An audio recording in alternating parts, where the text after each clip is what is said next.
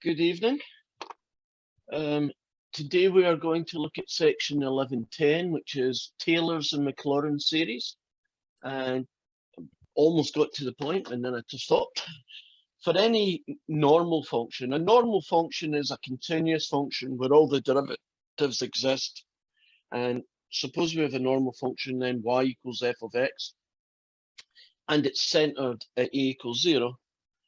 Then the Maclaurin series is an infinite power series, which will represent the same thing as the original function. And for the Maclaurin series, it's that guy.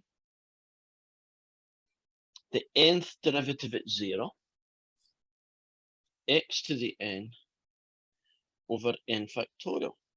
And when you look at that function, the only thing that really changes from one function to the next will be this term here, what the nth derivative, right? What the general derivative at 0 would be equal to. And that's very often going to be some function of n. And we have looked at power series, these guys, and we've also found things like radius and interval of convergence, which is great. You've had tons of practice at doing that, or you will have, but that's not what we're going to be focusing on in this section. You'll find that almost all the questions have two parts. One is the bit you're going to do, the first bit, and then the part that comes after that will say, and find the radius of convergence or find the interval of convergence for the particular power series. If you choose to do that, it's fine, but it takes a lot of work to do those questions, and the previous section gave you tons of practice at it anyway. So if you want to miss it out, that's fine. I will just go back and regrade the homework so that you get the points for those questions, because I don't know how to make WebAssign make something go away. So we're stuck with the way the question is. So this is Maclaurin series. So what we're going to be asked to do, well, the destination is we are going to go hunting by looking at patterns and finding out what the nth derivative at 0 is going to be, so that we can actually create from scratch our own Maclaurin's or Taylor series. Now, so how do you say that f to the power of n? The nth derivative of 0. Okay, so thank you. The nth derivative of 0, or if you want to be a little bit more formal, the nth derivative of f at 0. But in the first question, it's almost not a question at all, because you are told what the nth derivative at 0 is equal to. And it's equal to, because they tell me it is, n plus 1 factorial. And our job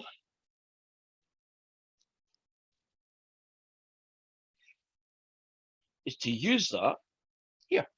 In other words, our job is to create the Maclaurin series for a function whose nth derivative at 0 is n plus 1 factorial. Well, that guy goes here. And the x to the power of n and the n factorial, they're kind of always there. And that, you might think that is the answer. Oh, I've done it. No. Style points. Do you see this guy here? He can be simplified, and most of the time, the guy that you end up with here will be simplified. Do you notice that this n factorial and this n plus 1 factorial, don't they cancel? And what's going to be left, and will it be on the top, and will it be on the bottom? Is there anybody?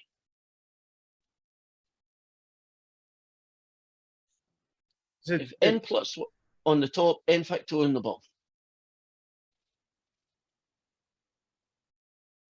Any takers? So you're going to have n plus 1 at the top. Yeah. And in this case, which is kind of unlike the typical question, do you notice that the answer is not a fraction at all? It's just n plus 1 x to the n. And that's question 1. Now, question 2, or part 2, has find the radius of convergence, which you can certainly do, right? But I'm just saying, to save you some time, The correct answer happens to be 1, by the way. But to save some time, you can simply leave that blank. Of course, when you come to do your homework, you'll find out that you finished the questions and your homework's 80% because all these guys been left blank. I will go back in and give you the 20% so it's out of the right amount, right? So you don't need to worry about losing points if you want to skip that. And that So Mhm. so if we have a question like this on the final, and You we won't just get this guy in the final. okay, I'll be good. writing the question, so I'll make sure if you get a question, it's probably that. But to be honest, if this question is pretty straightforward, if I ever did a question like that, I would do it in multiple choice. Yeah, because So that would be one of the 4 answers. it'd be funny, like we have radius of convergence equals 1, ignore. We just for every write-in question, we just put ignore next No. next to our answer. No. Just you write won't it as do that. correct. Yeah. I mean, if you want to, because you want practice, I mean, by all means, find it. If you think, nah, I could do more practice, then you can find it. So I'm getting lost here. So the n plus 1 x to the n. That's the is answer. that- So you don't Right, have let me- to take the summation to infinity, No, the limit. you just need to No? write it down. Yeah, let me show you in the homework what that looks like. But in all seriousness, if we had a question like that, and it was and you're saying if it's multiple choice, like the different options will be like what you just boxed, right? Yes, you'll Okay. get 4 versions of that. The next version, the one that's wrong, would be the same fraction with n plus 1 in the bottom instead of the top. And the third one might be the one before you fixed it. You know, the one that had n plus 1 factorial at the end. I can't think of what the 4th one is, but I'll figure some vaguely looking right answer, which isn't. So that you've got 1 correct answer and 3 reasonable wrong answers, so that you won't just be able to say, well, that's the only one that even looks right, so I'm picking it because it just looks right. And they all should sort of look right, even although one of them is the only one. Right, now if you're looking at the guy here, do you see that the only thing you're meant to fill in would be something, hopefully this thing will work, been a pain in the patootie today. You would simply just write in, oops, not the capitals you want.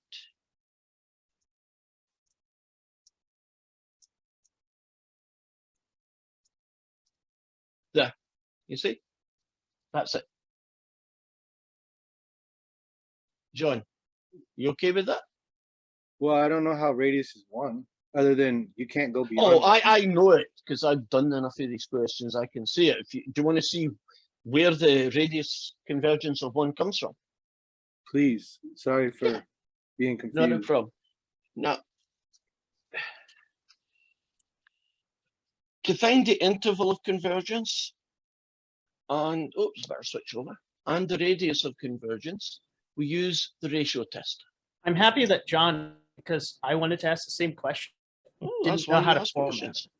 But I wasn't Right. sure how to format the question. Right. So what you do is you use the ratio test. So in this particular power series, we've already found in the first part what it's equal to. The ratio test says the limit as n tends to infinity of an plus 1 over an. So you would go the limit as n tends to infinity. Well, do the an first. The an is all of this guy, right? It's the untouched version. And an plus 1 would be what you would get if you replaced these 2 guys with n plus 1. So you'd have n plus 1 plus 1 more, n plus 2, and x to the n plus 1. Do you remember doing the power series guys like this? Now, in this case, the only thing that really cancels is these, and you're left with a single x. So you're now looking at the limit as n tends to infinity of n plus 2 over n plus 1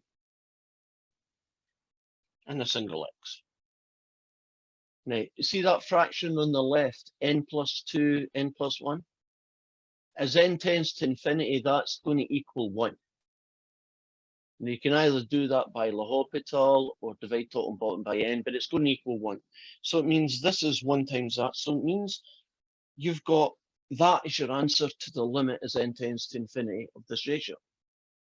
And according to the ratio test, this will converge when that's less than 1.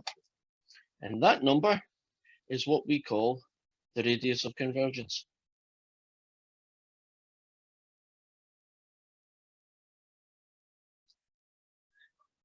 Right, if that was 2, the radius would be 2. If that was a half, it'd be a half.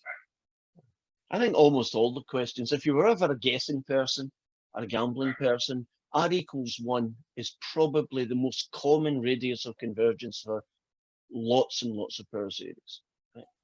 If it was 2, though, it wouldn't converge, right? Oh, if it was 2, it would converge, but I'll show you how it would work. You'd have to do a different question, but can you imagine that you got to the end and the limit as n tends to infinity of this guy was, say, that, a half x. Right? Can you imagine there was a half more in the top than the bottom, whatever, right? A half x. Now, it's only going to converge when that is less than 1. So we have got, let's write a half a little bit differently. It's only going to converge when the limit is less than 1. So when that's less than 1. If you then multiply both sides by 2, do you see that you've now got a radius convergence? 2. The radius convergence is the number that you have here when you make that guy there x. So in this case, it was just x, so it was easy. In this case, you know, you had to do a bit of work and you got this. But in Maclaurin series, when that is x, this number here on the right will be your radius of convergence. The only exceptions to that rule is sometimes you do a limit and the answer ends up being 0, right? So the limit of the ratio is 0. In that case, doesn't every value of x work? And so the radius of infinity is infinity. Radius convergence is infinity. Thank you. Okay, so let's try another one. Suppose I tell you that the nth derivative at 0 is 2 to the n squared over n plus 1 factorial. I'm just picking some ugly function. Similar to things like questions 2, that would be an example of that. Well, we have n equals 0 to infinity. The nth derivative at 0, x to the n over n factorial.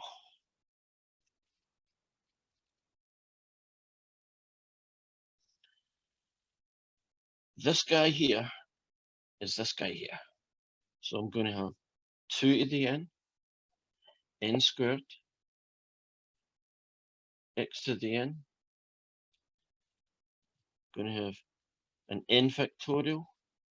I'm going to have an n plus 1 factorial. What a horrible question I just made, because nothing cancelled. Which is fine. If nothing cancels, then that's your answer.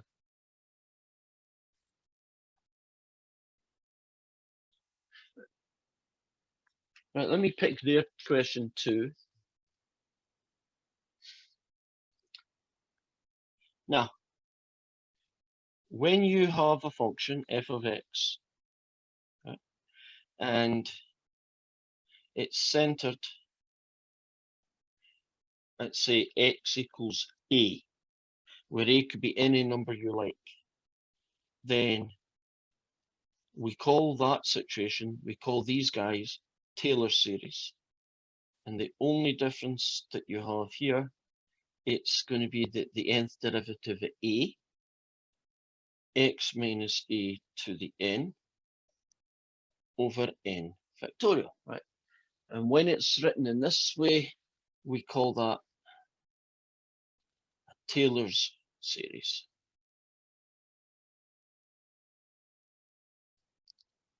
And when you do it, where is it?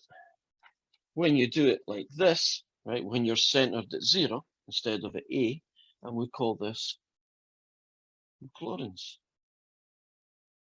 series. And we've mentioned this before. Isn't Maclaurin's series just a special case of Taylor's series? It's just the case where A is 0. Now, in question 2 then, suppose I tell you that the nth derivative of at 8 is -1 to the n factorial, 7 to the n plus 2. We are going to plug right in there this guy. So our Taylor series is going to be sigma n equals 0 to infinity, all of this,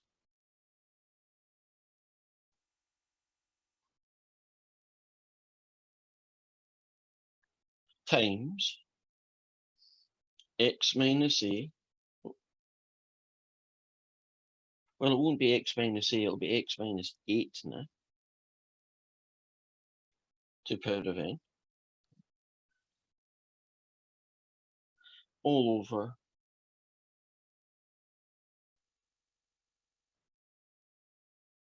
n factorial.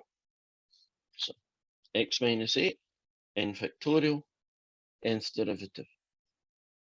And in this case, we would have a little bit of tidying up, and we're finished. Can't do anything to that guy. But this fella cancels out exactly with all of that guy. So all I'm left with on the top is this fella.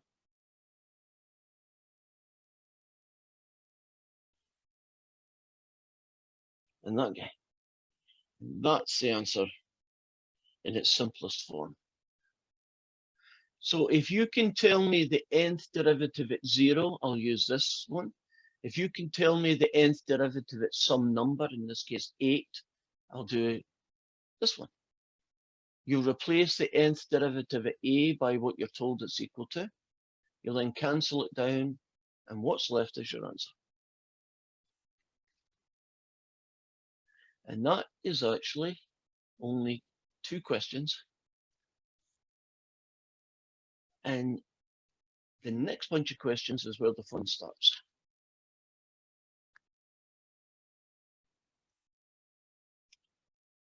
How to find a general formula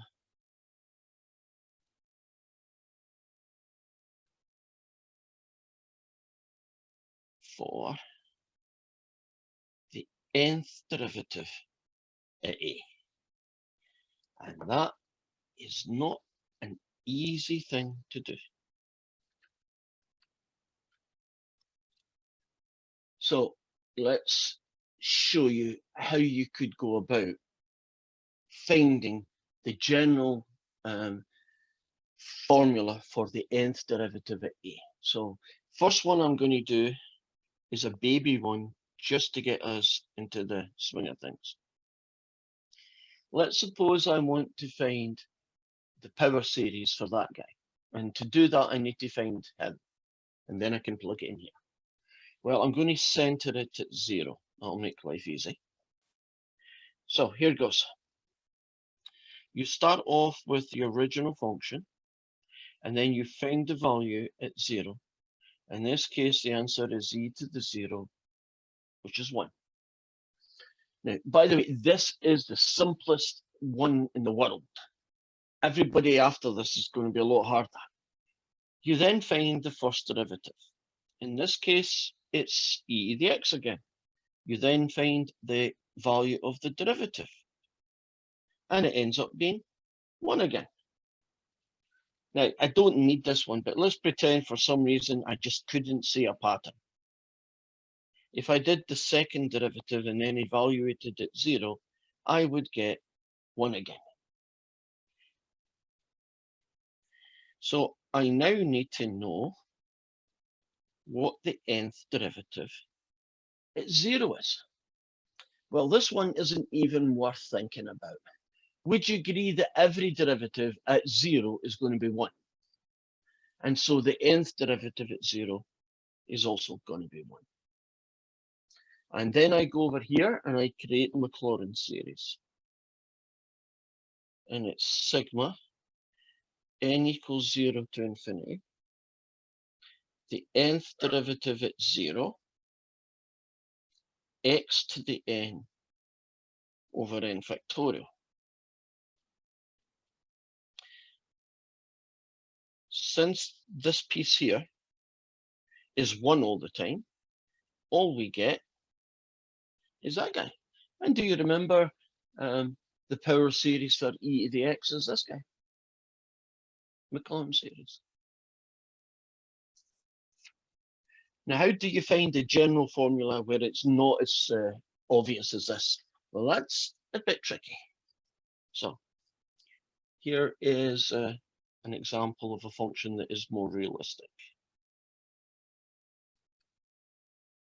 And again, it's centered at 0, so technically we're getting a Maclaurin series. Right, you start off with the original function, and then you find the value of that function at 0, and the answer ends up being 0. 2 times nothing, e to nothing, right? You then find its derivative. If I want to find the derivative of 2x e to the x, would you agree it's a product rule? You agree? Product rule, 2x e to the x.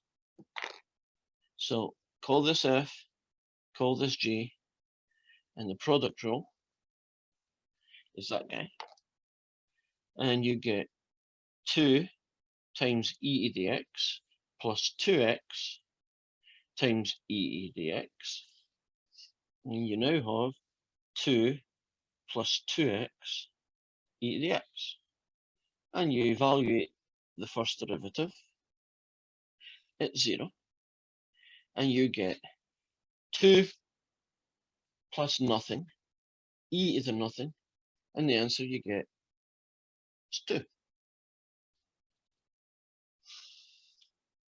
What I'm going to be doing now is I'm going to continue to differentiate until I think I can see a pattern.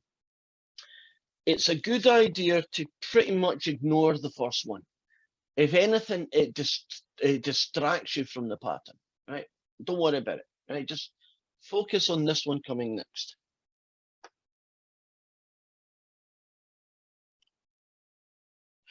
If I want to differentiate this guy, it's going to be a product rule again.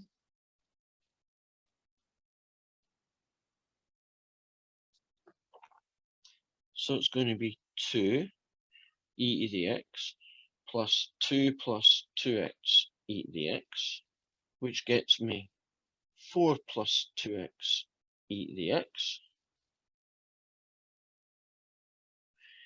And now I can evaluate the second derivative at 0. And if you can trust me, the answer is 4. Now I'm now going to do the third derivative, and I'm just telling you what the answer is at 0. It's 6. And now I'm going to do the fourth derivative. And you're just going to trust me that the answer at 0 is 8. Now, sometime round about now, you should be saying, ah, I can see a pattern. Now, I'm going to put n beside each of them. When n is 1, you're getting that answer. When n is 2, you get that answer. When n is 3, you get this answer. And when n is 4, you get this answer.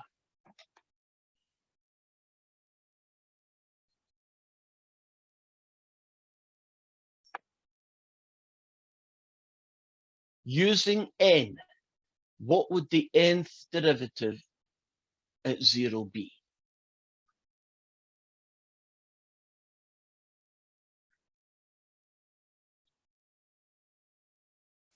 Any takers? N. There is a, Is it Sure. N? well, the fourth derivative would only get me 8, so it's not n, and the third derivative only gets me 6, so it's not that. But it's close to n. It's a little bit more than just n. What would you do to this red number to get the blue number next to it? Because that's kind of the pattern I want you to see. 1 gets you 2, 2 gets you 4, 3 gets you 6, and 4 gets you 8. What would you do to the red number to get the blue answer? Multiply by 2. So the formula would be 2n. Right, let's check that out. If that's correct, shouldn't the fourth derivative at 0 be 2 times 4, which is 8? And is it? Yes, it does work. So you continue making derivatives, and each time you do a derivative, you leave the question and it's on the doctored form, and hopefully after 3 or 4 derivatives, you'll start seeing a pattern. Oh, the 5th derivative would be 10. The 20th derivative would be 40. The nth derivative would be twice n, 2n. And once you know that, guy, you would be finished. Now, that is the general format for these questions. Now, if you wanted to do only the first, say, 4 non-zero terms of this function,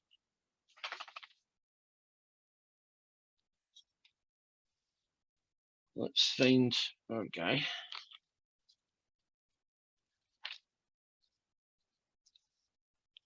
If I wanted to just do the first 4 non-zero terms, it would look something like this. The value of the function at 0.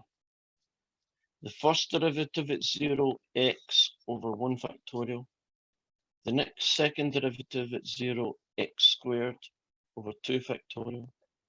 The third derivative, x cubed over 3 factorial. The fourth derivative at 0, x to the 4 over 4 factorial. And I could continue that forever. Now, the reason they say the first 4 non-zero terms is there's a good chance that that one might be 0 or these two could be 0. So only some of these, the derivative at 0 will be a number, right? The other times they'll be 0. So what do we know about the one we've just done? Well, this guy here is 0. And this guy here is 2. This guy here is 4. This guy was 6.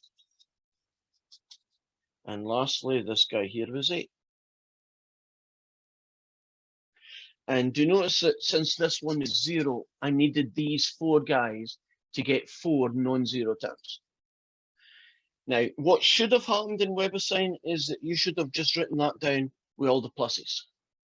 Essentially, the beginning of the Taylor series, right? But that's not what you're being asked to do.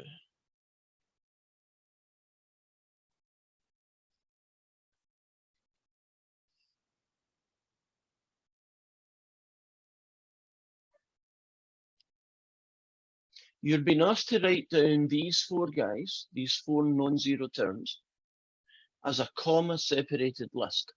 And while I was at it, I simplified it. 2x over 1 factorial. 2 over 1 gets you 2x. 2 factorial is 2. 4 over 2 gets you 2x squared. 3 factorial is 6. 6 over 6 gets you perfect x cubed. And 4 factorial is 24. So you get a third out of that one. You get that one. And that is the end of this question. So the general formula at 0 was that.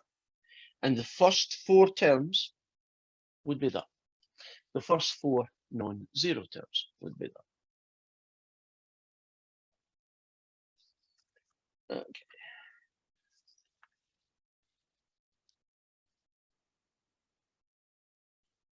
Let's look at this horrible one.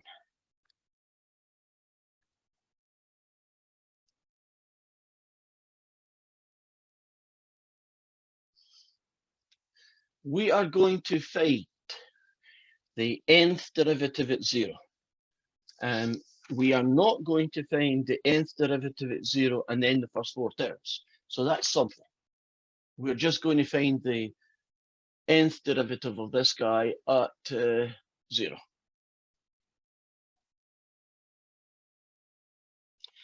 So there's our function.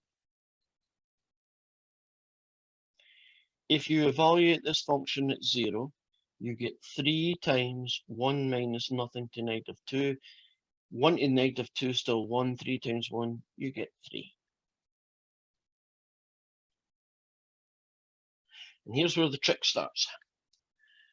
We are going to do 3, 4, whatever it takes derivatives. Might do 5 derivatives if we need it. And we're going to find out what you get for the first, second, third, and fourth, so on derivative, and then the value at 0. But as we're doing it, do not, and I'll repeat this, do not calculate things. Normally, wouldn't you say, oh, multiply by the power and reduce it by 1? Do not multiply the 3 and negative 2 together. Write them down like this. 3 times negative 2, 1 minus x to negative 3. Now, I know that's the same thing as, times negative 1.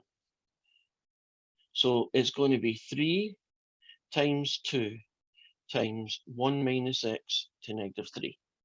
And you notice that the only thing I dealt with was the signs. I did not combine them to make 6.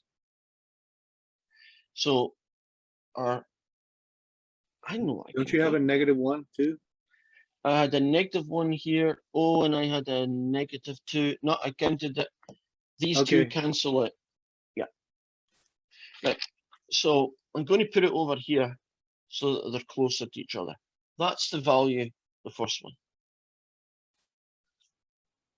The derivative at 0 is going to be 3 times 2 times, or just trust me, it's 1.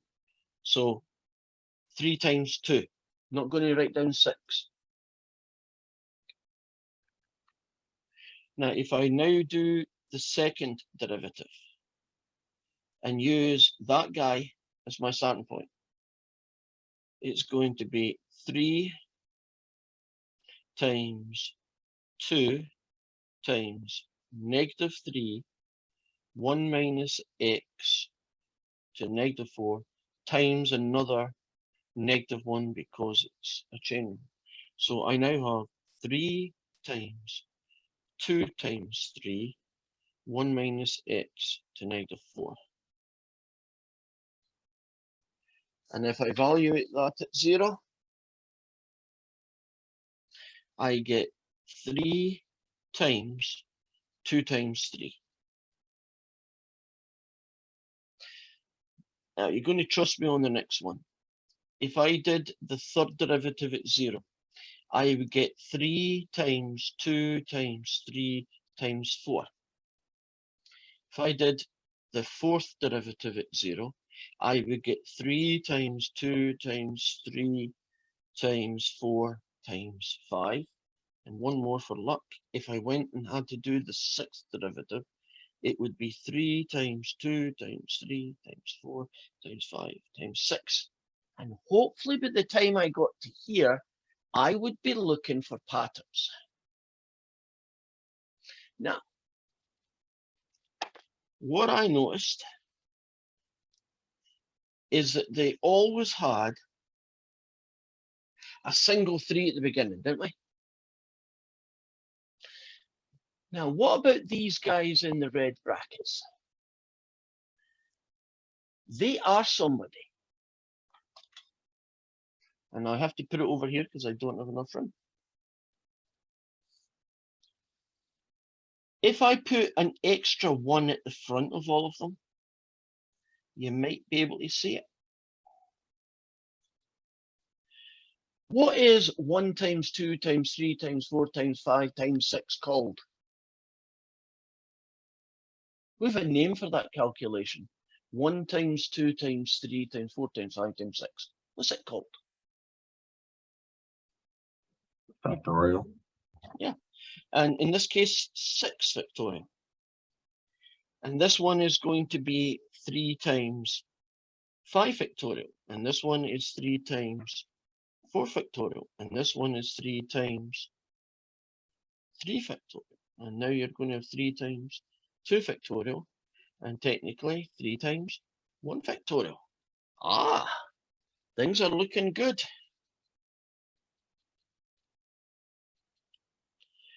So now we are going hunting for the nth derivative at 0. And I'll do my little red guys. When n equals 1, this is the answer. When n equals 2, this is your answer. N equals 3, n equals 4, n equals 5, and finally n equals 6. And the way I tend to approach noticing patterns is, if the same thing appears each time, then it's going to appear in my answer. Do you notice that all my answers are 3 times somebody? You see this? 3 times somebody.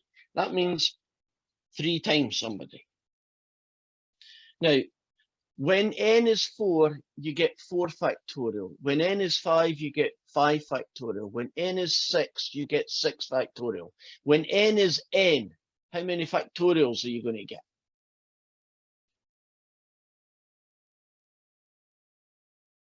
So when n is n, strange thing to say, but imagine that's what we've got. What factorial would we get?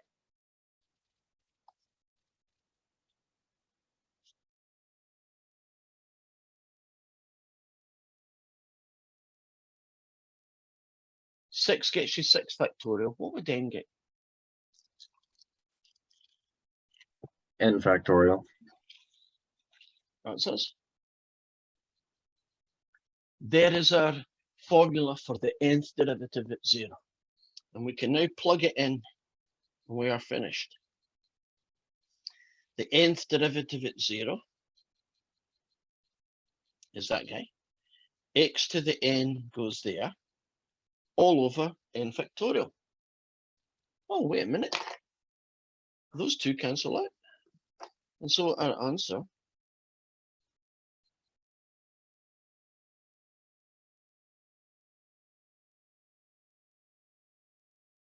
is just that.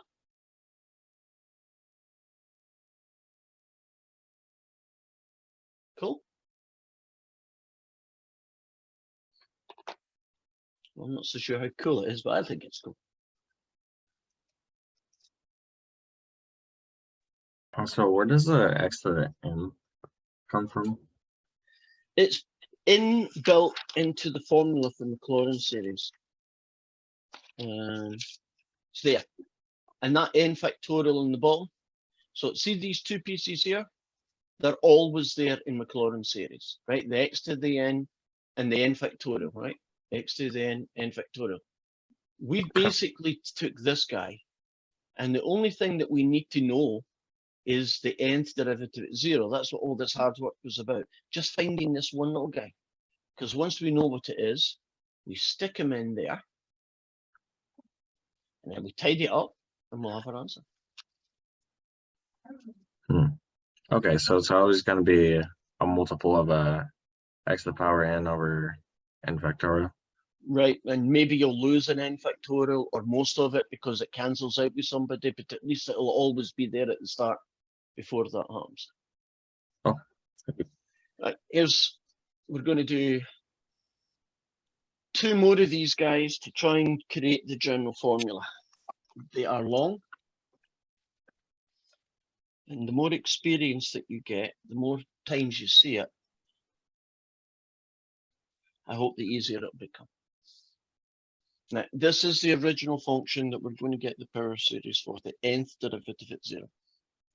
Right, if you find the value of function at 0, it ends up being 0. Just trust me on that one. If you find the first derivative, it's 1 over 1 plus 3x times 3. So you get that guy. and the first derivative at 0 ends up being 3. If you want to find the second derivative, you probably would want to rewrite this guy like that. And so your derivative is going to be -1 times 3, 1 plus 3x to the -2 times another 3, which gets you 3 squared. So our second derivative at 0 is -1 times 3 squared. If I do the third derivative, I will get -1 times 2, times -2, times 3 squared, 1 plus 3x to the power of -3 times another 3, which gets me 3 cubed. So that tells me the third derivative at 0 is positive 1 times 2, 3 cubed. I'll move out here. If I did all the work and I found the fourth derivative at 0, the answer would be -1 times 2 times 3 times 3 to the 4. If I found the fifth derivative at 0, it would be positive 1 times 2 times 3 times 4, 3 to the power of 5. And if I found the sixth derivative at 0, and you're just trusting me, but you can go back and check it. 1 times 2 times 3 times 4 times 5 times 3 to the power of 6. There is definitely, and a minus, there is definitely a pattern going on here. In fact, there's lots of patterns. What my brain is telling me is that there are 3 distinct pieces to this answer. It's plus or minus.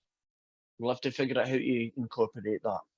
There's this expanding multiplication, and there's this guy here.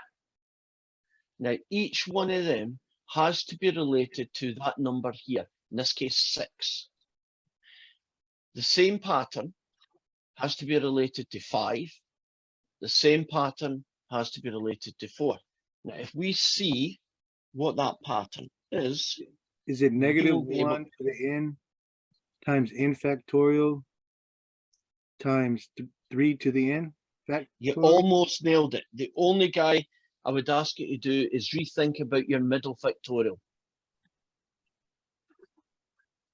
6 gets you 5 factorial. The fifth derivative gets you 4 factorial. So the nth derivative won't get you n factorial, but will actually get you one less than that. N minus 1. Probably a lot more brackets there than you need. So the -1 to the n, the n minus 1 factorial times 3 to the power of n. Are you comfortable about the 3 bits? Right, now, right off the bat, you went and said -1 to the n, John, right?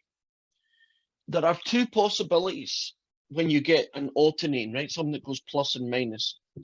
The other one is that guy, right? Agreed? Because sometimes you start with a plus, then you go negative, then plus and minus. But in other situations, don't you start with a minus and then go plus minus, right? So let's see if one of these works. Well, if I pick n equals 6, right, which is this one, the answer should be negative, agreed? If you plug 6 into here, don't you get -1 to the power of 6, which is positive? But if you plug it into here, won't you get -1 to the power of 7, which is what you were wanting? So if you see a plus minus pattern, it's one of these 2 guys, and then you can figure out which one works, right? Because it has to be one or the other. So that I wouldn't consider a really major issue, right? It's just a tweaking issue. Well, now that you've got the nth derivative at 0, before we do that, what was going on in your mind when you were seeing these things? You know, because sometimes if you tell people, it helps them see it as well. So I didn't see the first, I didn't take into consideration the first one was positive. All I saw was alternating between negative and positive. So I immediately thought -1 to the n, because that's the one that starts with negative and goes positive, negative. So I didn't see the first one, so I should have probably stopped and looked at the first one and said, okay, that's positive, so it can't be -1 to the n. It has to be n plus 1. Right. I guess that's But that's a good one to fix, right? That's an easy one to fix in the big scheme of things. Now, what about the 3 to the n, for instance? Was that one just basically you saw a pretty clear connection? And you were definitely right. Whenever you see these combinations, shouldn't you be thinking factorial somebody? And in this case, it happened to just be a little bit of tweak. Right, let's put that guy into the sigma notation and see what it ends up looking like. The nth derivative at 0 is that guy, that guy, that guy, right? That's n derivative. There's the x to the n that you always get, and there's that n factorial that you get. So ignore those two bits. That's the nth derivative at 0, right? Is there anything that can cancel here? Simplify.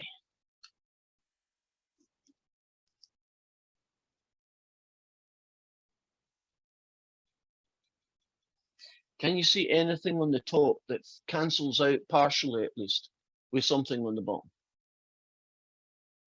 There is. Can you see it? Now, what happens when n minus 1 factorial cancels with n factorial? Eric, you get any suggestions? What happens when you take n minus 1 in the top factorial and cancel it with an n factorial? What's left and where does it go?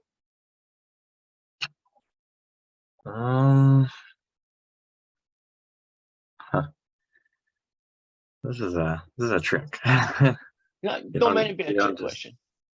You're not sure? think. I'm gonna guess it and on the bottom. Correct. Yeah, Oh, that's all. wow. You made that. I got that right. No, you shouldn't be surprised. Your brain was thinking, right? You know, factorials cancel, but don't you get the bigger one wins and what's left over goes in the top or bottom? Depends on where it is. There is your power series for the natural log of whatever it is, 1 plus 3x, right? That guy.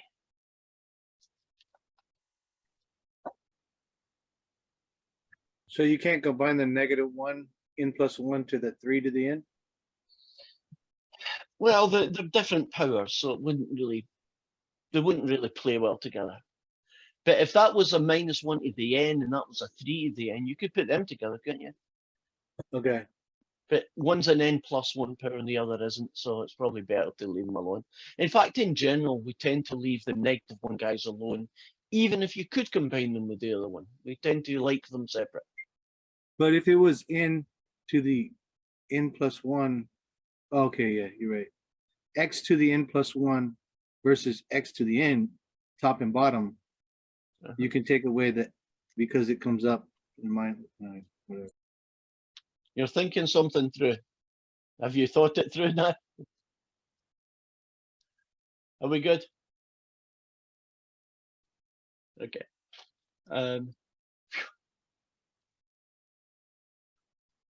Right. I'm going to show you the next one. I think it's probably going to be it'll be something like the second last one that we do of this type.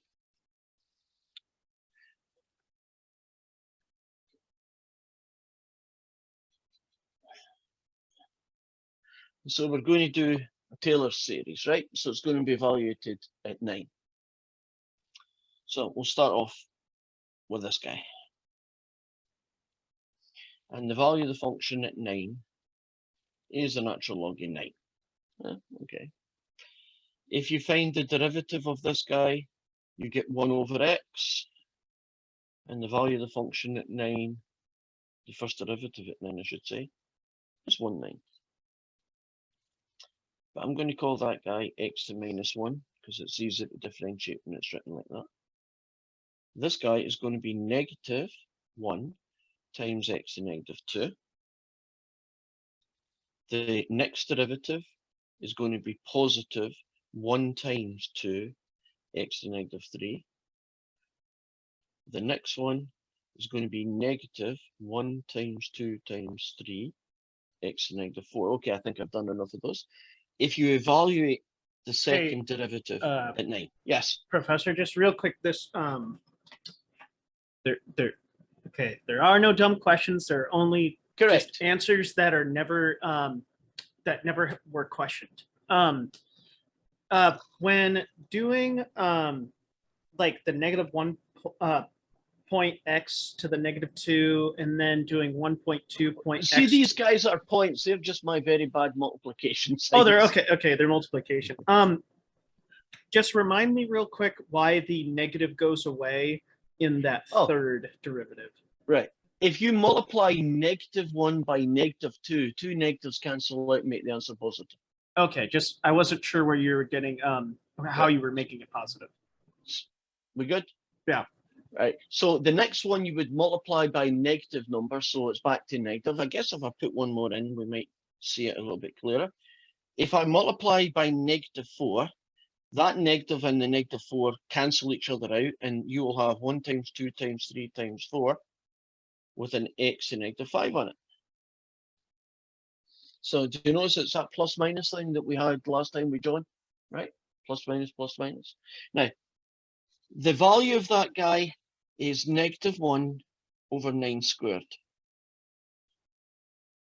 This fella at 9 is positive 1 times 2 over 9 cubed. The value of this one is -1 times 2 times 3 over 9 to the 4. And this last one, it's back to being positive 1 times 2 times 3 times 4 all over 9 to the 5. So we want to focus on these guys here, because if we can see a pattern, we should be able to get the nth derivative at 9. Agreed? Now, when I look at this, I see three things. One of them kind of comes in and out, the plus minus deal.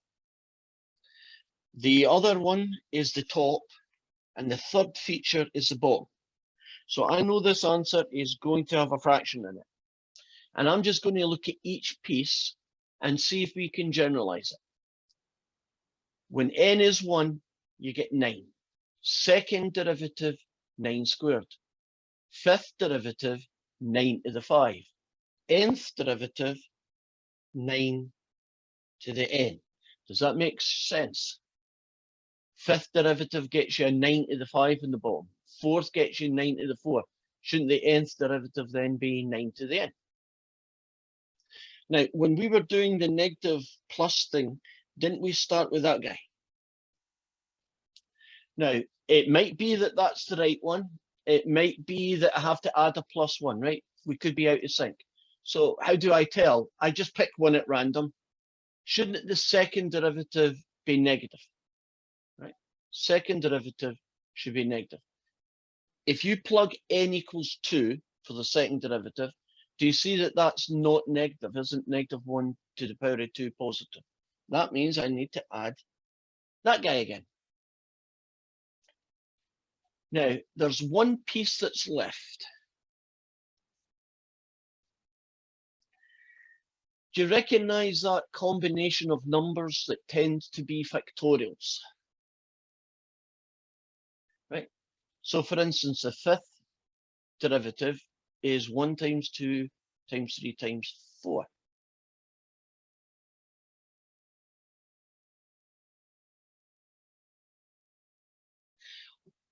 Be careful. What is the nth derivative going to be? What factorial? 5 gets you that. Fourth derivative gets you that. Third derivative gets you that. Look for a pattern. What would the nth derivative get us?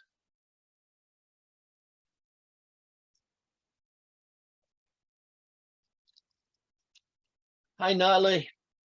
You want to have a shot? Is it n-1? You nailed it. Now, it could have been a shot in the dark, or did you see something? It's a bit like the last one where it's the fifth derivative, but it ends in a 4. Right, so it's one less than the derivative number. Yeah, okay. That guy is all we need. Let's create the power series. And I'll show you something else. -1 to the n plus 1, n minus 1 factorial over 9 to the n. And then we have our x to the n over n factorial. And there's two things. You might not see the second one yet because I haven't shown you, but I will in a minute. This has happened a couple of times. Do you notice that those two cancel out and you're left with n on the bottom? That's happened before.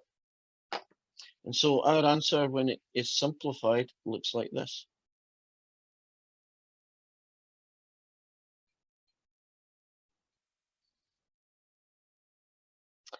N left over in the bottom. Now, and just when you think everything was cool, we forgot about this guy. You remember that the original function at 9 was a number, it was log 9. And would you agree log 9 has got nothing to do with the pattern, right? It doesn't enter into the pattern, right? It's a one-off kind of situation. What do you do about it? It's kind of not very comforting. You just stick it at the front. And the good news is that WebAssign did it for you. You see they put the log 9 there for you. So even if you didn't notice it, they would do it. If you're really observant, do you notice that it starts at n equals 1 instead of 0? Do you see that? N equals 1 instead of 0. The reason for that is that n equals 0 is this guy. Right? And he doesn't fit any pattern, so we just suck him out.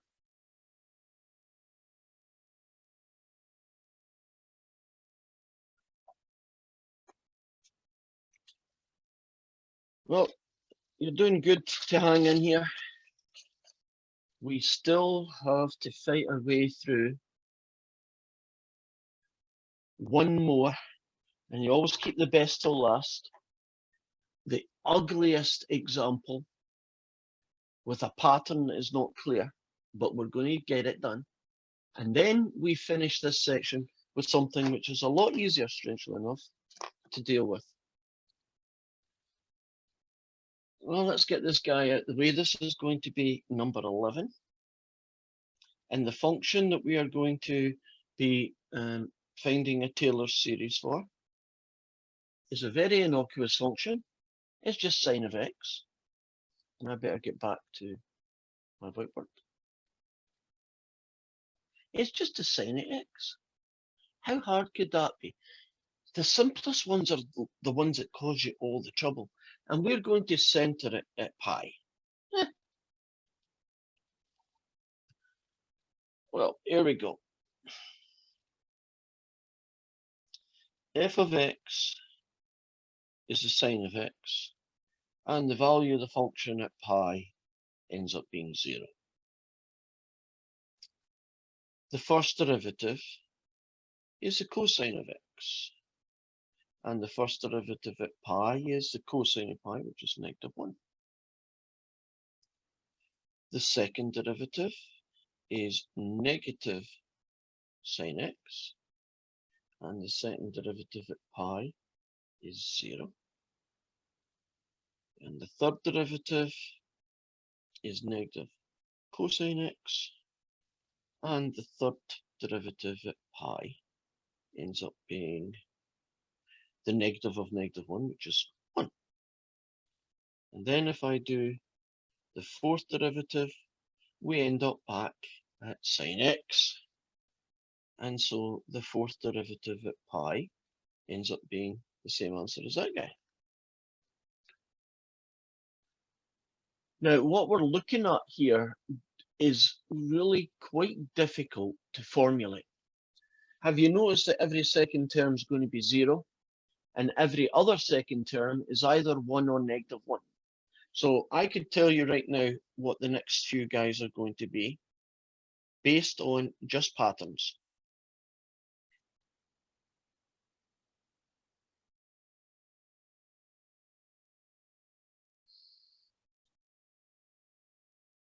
Whoops. -1, 0, +1, 0. And that pattern continues forever. So we have to approach this one quite different than any of the others that we've done. And the reason we have to do this is because we've got these weird zeros every second term. So what I'm going to notice here is that the only times that you get numbers are when it's odd derivatives.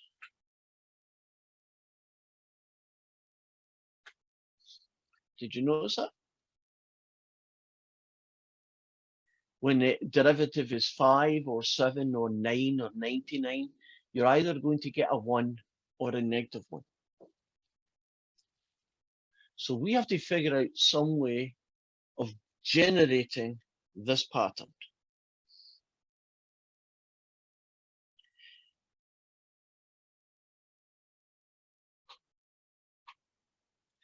Oops, and that's a pi. So what I'm generating is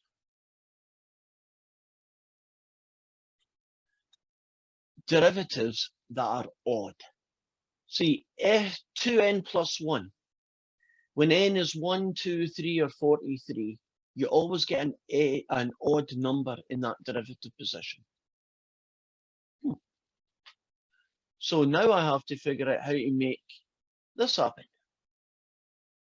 Well,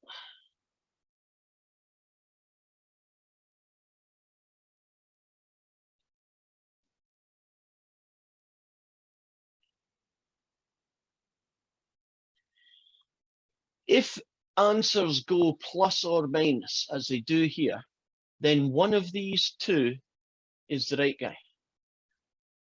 And we just have to figure out which one it is. So, for instance, let's put a little box around that. If I put n equals 0 in here, I get this guy. If I put n equals 1, I get this guy. If I put n equals 2, I get the 5th derivative. If I put n equals 3, I get the 7th derivative. So let's put n equals 1 in here. And that gets me the 3rd derivative. -1 to the 1, -1 to the 2. That's the guy. So we now have the odd derivative at pi is -1 to the n plus 1. And that's this guy finished. So it's going to be n equals 0 to infinity, -1 to the n plus 1, 2n plus 1, 2n plus 1 factorial. And you might say, wait a minute, those guys there should be n. Well, typically they are.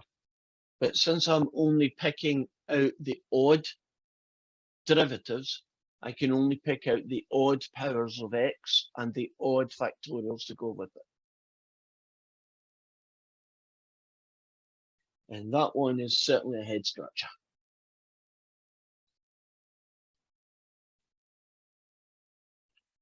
Any questions about that horrible question?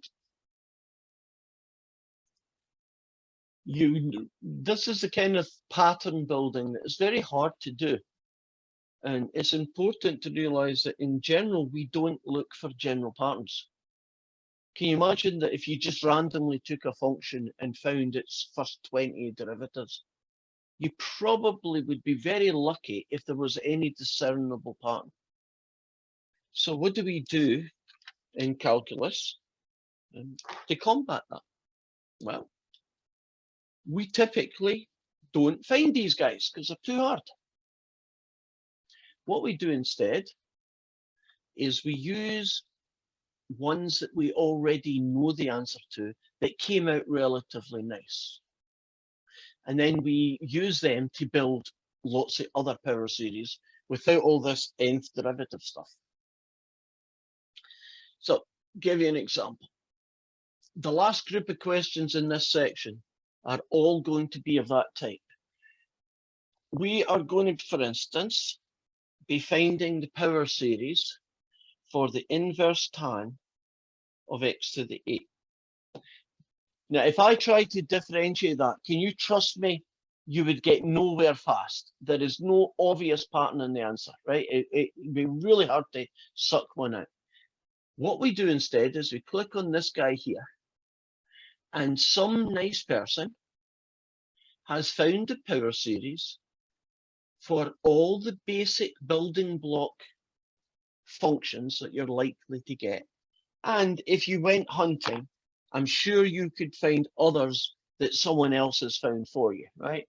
So if you wanted to know what the hyperbolic cosine one was, for instance, it would look like this guy here, but with everybody positive. And you want to do the hyperbolic sine function, it would be this guy here, but everybody positive. So you go and find somebody who's done one for you. Now, in this case here, the inverse tan of x has a pre-built power series that someone has found for you. It's n equals 0 to infinity. I'm writing this down. -1 to the n, x to the 2n plus 1, all over 2n plus 1. Okay, there we go. So how can I use that information to get a power series for this guy? We've already done this process. Remember when we took that guy's power series and we used it to find that guy's power series? Remember doing those questions? Where you could use this answer to generate power series for fractions. We're going to do the same thing. You see this x to the 8? He's going to go there. So if you want to find the power series for that guy, you go sigma n equals 0 to infinity, -1 to the n, on the bottom, 2n plus 1. And the only difference is that that guy gets replaced by x to the 8. Isn't that very like using this guy to get that guy's power series? Wouldn't we just replace the x with x to the 8? And then we tidy it up. So we are using essentially substitution, which is a lot less work than trying to do it from scratch. Last question on this one. Is that the best looking version of this answer? Style points. Could we make this different?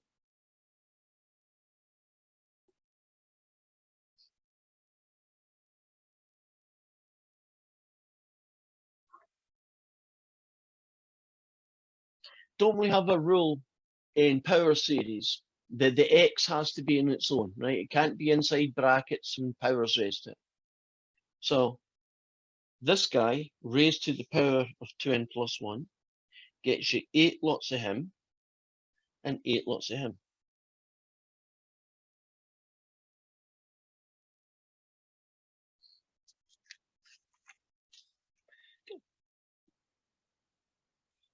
Here's the power series for e to the x.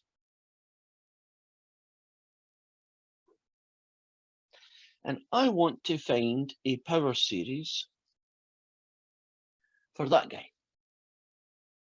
And I don't want to have to do it from scratch because that would just drive me crazy. Well, it's going to be x cubed times the power series for e to the 2x. What do I replace this x here to get a power series for e to the 2x?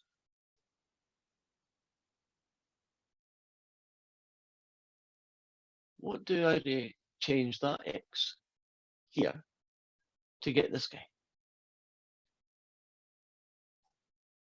Calvin, you got any shots? Any ideas?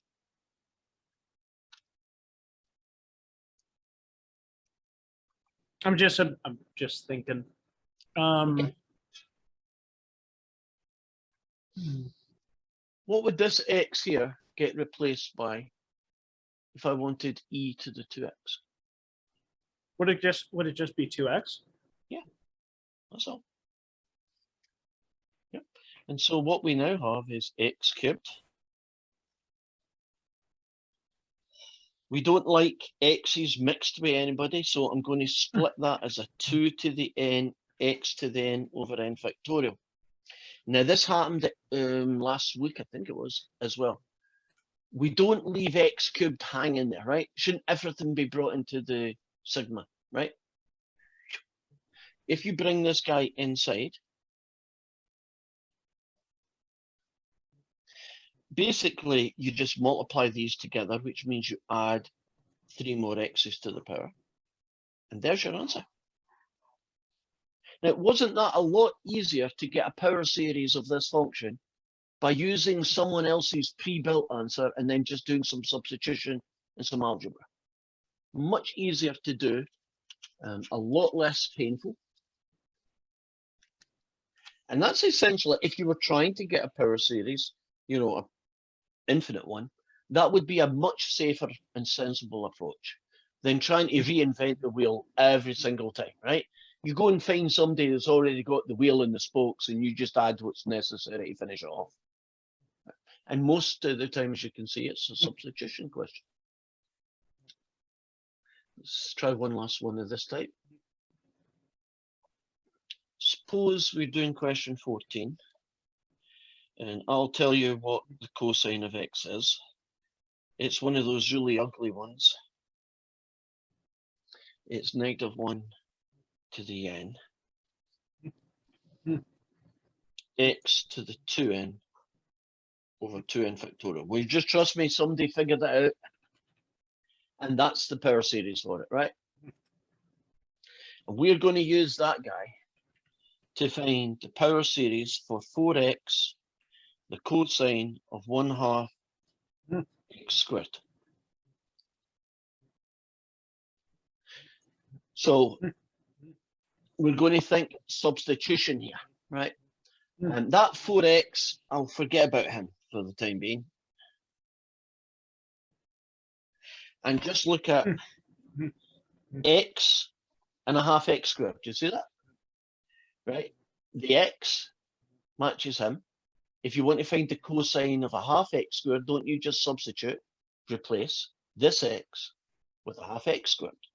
Everything else stays put. That guy is still that guy. That 2n factorial is still 2n factorial. This guy is now 1/2 x squared to then. Clever? Now, tidy up. Right. We're getting some background noise. -1 to the n. 2n factorial. This gets split as what? 1/2 to the n and x to the 2n. And we're almost kind of finished with this guy. There's the 4. Put the -1 to the n there. That 1/2 to the n, I guess I can leave it as a 1/2 to the n. 1 more x. So you add a power. And there's your 2n factorial to finish with.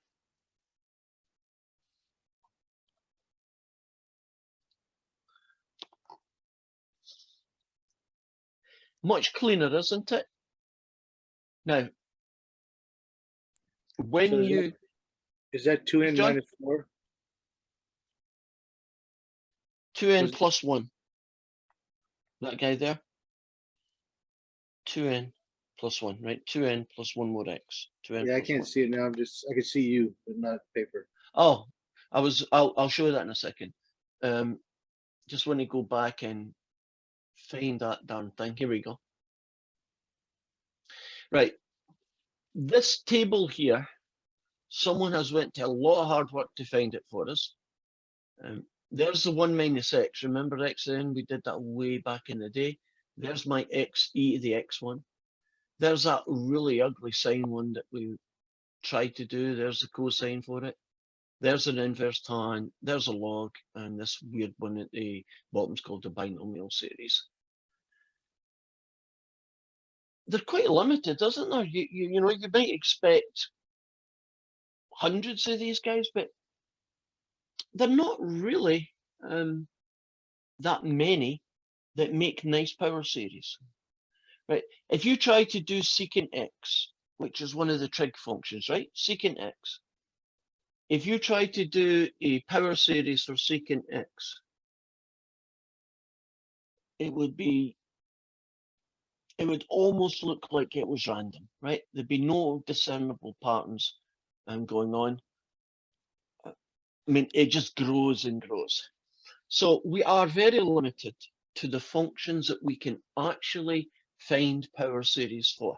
So it's really nice when we get a power series. If it's a really useful one, you might even get it named after you. But there hasn't been a really decent power series for ages. But you can go looking for one. There's one called the Bessel function, for instance. Quite a nice one. Jacobian function is another one. There's a few out there, but not many. Okay, so, oh, I took that poor thing away from you, John. Now I can't remember which piece it was. No worries. It was just a clarification. It was a 2n plus 1, I think. It's a power of x. Are there any questions about that section? Because we are finished.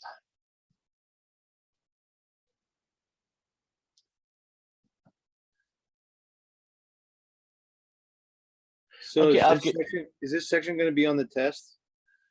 This section here, yeah. You won't get many because of how much work they involve. Well, you could. If I gave you the second version, wouldn't that take a few minutes?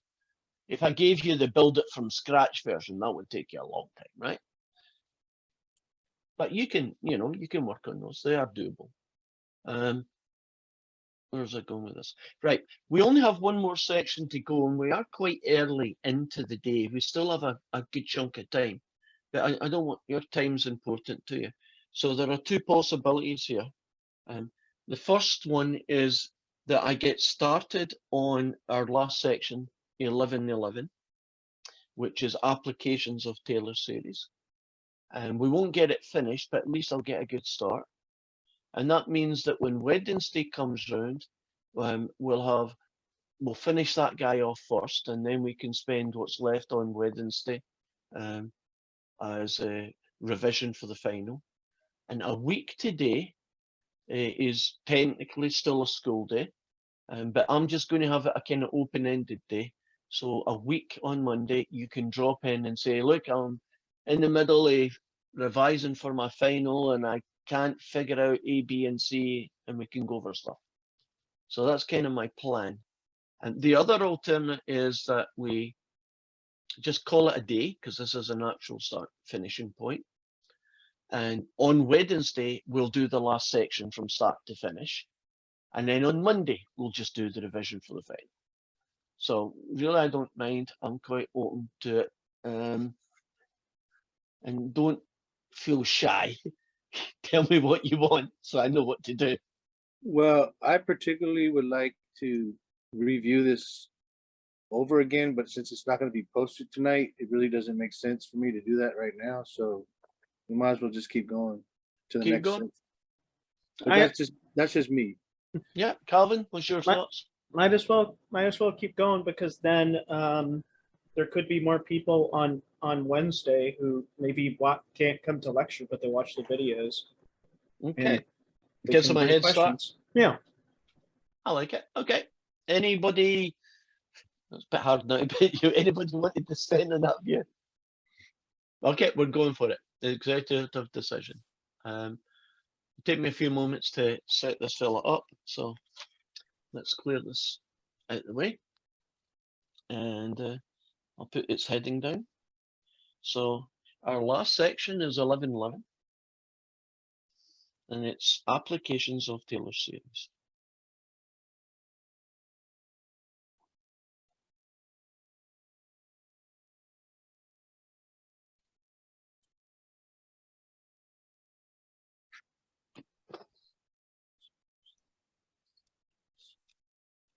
So let me give you an intro to what's happening. Imagine that you have a function f of x, and it's, let's pick a function square root of x. And we're going to center this function at 1. So we would typically be doing, if it was the last section, we would be trying to find the entire power of series for this. But we're not going to do it in the applications one. What we're going to do is we're going to find guys called Taylor polynomials.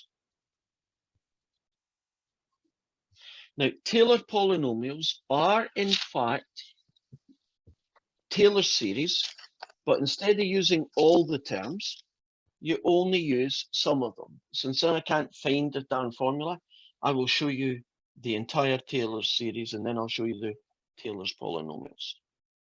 So this is your typical generalized Taylor series, right? Now, if you put in n equals 0, n equals 1, n equals 2, and so on, this is what it would look like if you wrote it down in its full format. Right, when you plug in 0, you essentially just get the value of the function at a. When you plug in 1, you get the first derivative at a, x minus a to the power of 1 over 1 factorial. If you plug in 2, you get the second derivative. Hey, Professor, Yes. when you have a second, Mhm. this is slightly off topic, but it relates to what we're talking about. What are some of the applications of like Taylor's and Maclaurin series, and applications of like where is it normally used? One of the places you could use it is actually in your TI-84 calculator. Imagine you were trying to figure out how to get an estimate, a really, really accurate estimate, but an estimate for the square root of x, where x was a number like 1.7. How would you do it without a calculator? Well, that's a big problem. Sounds pretty hard without a calculator. Yes, right. And how does a calculator do it? I mean, it doesn't memorize every square root that you could type in. Couldn't you type in the square root of 49.12377 and 8 more digits and then hit enter, right? Well, what we can do is, as you'll find out with these guys, is that you can actually estimate another function called a Taylor polynomial, which will be very close to the square root of x. Right, it'll match it very accurately. But we can do polynomials, right? We can do something squared, something cubed, something to the 4, right? And I'm pretty sure that what the TI-84 does is it has a little program for square roots and cube roots and sines and e to the x's. And when it calculates them, it doesn't do an infinite series. It probably only adds up the first 10 terms. And the first 10 terms of a series are normally pretty much where all the answer is. Everything after that's like the 8th decimal place and really nobody cares about it because you never even see it. Now, if I continue this one last guy, because I think I've enough room to squeeze it in, you get that forever. So Taylor's polynomials, T1, is basically this guy. It's the answer up to the first derivative. And if you wanted to get T2,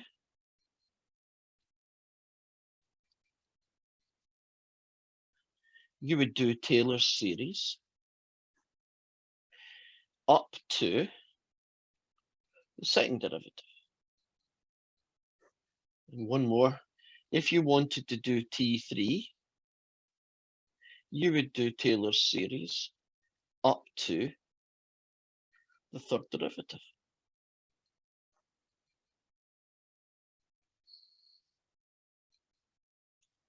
There's an awful lot of just repeating yourself in these things. And we call these guys Taylor polynomials. because essentially that's what they are. So what is good about a Taylor's polynomial is that if I found T3 of x, let's pretend, and we'll do it in real life in Desmos, that's what the square root of x looks like, right? And I'm going to center it at 1, which is here.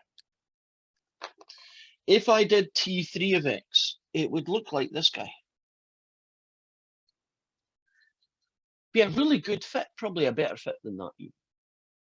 So couldn't I evaluate this polynomial at 1.7 and get an answer that might be good to 3 or 4 decimal places?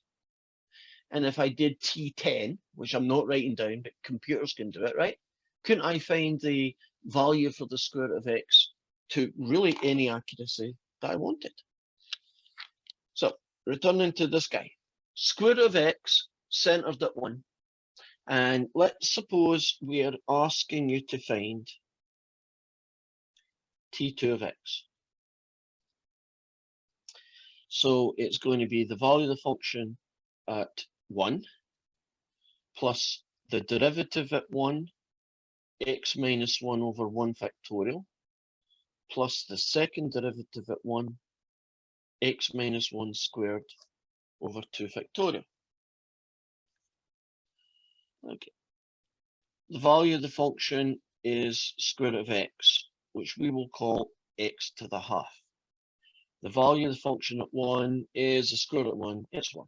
What's that number done? If I differentiate this, I will get 1/2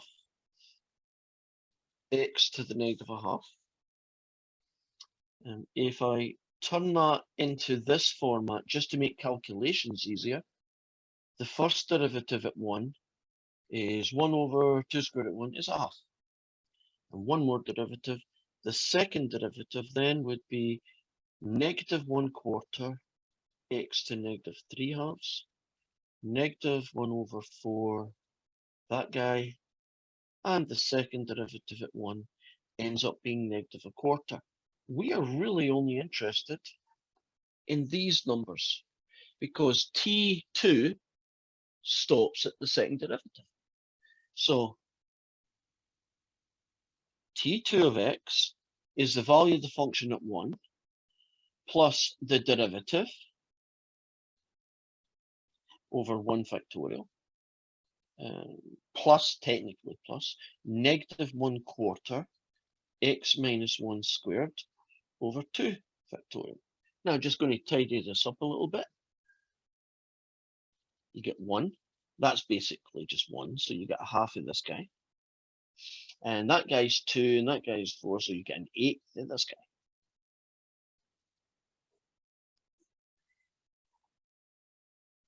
And this is Taylor's polynomial T2. Now, can you imagine I did T3? Wouldn't T3 be a cubic? And T4 would be a quintic and so on, right? All the way up. Quartic, I think, 4 for quads. How are we doing? Good. So if a lot less, you don't need patterns to do this. Don't you just need to follow instructions? Right? If you want the third derivative, I'll find it. You want the third derivative at 4, I'll find its value at 4. I'll plug them in here, here, here, and here, and tidy it up a little bit and call it good. Let's put this guy to the test. I'm looking right now at Desmos, or I will be in a second when I can find it. Here we go. And we'll nip over and we'll see what this function looks like when we sketch it. Why can't I find Desmos? Here we go. Are you looking at Desmos? Yep. Right. So the function that we were dealing with here is the square root of x. So let's put that in. Y equals square root of x. And we're only interested in this guy. And to be honest, I don't really want to use a lot, right? I'm really quite interested in the value of the function near to 1, right? So that's a good window. Yeah, maybe stretch it out a little bit. Can I do that? Yeah, right.